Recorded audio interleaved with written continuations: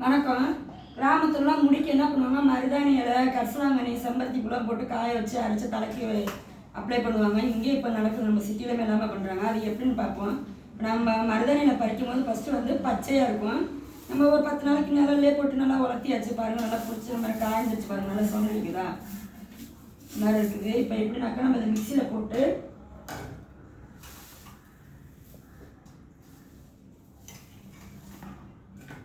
பயன் பண்ண போகிறோம். நல்லா மிக்சியில் அடிக்க போகிறோம்.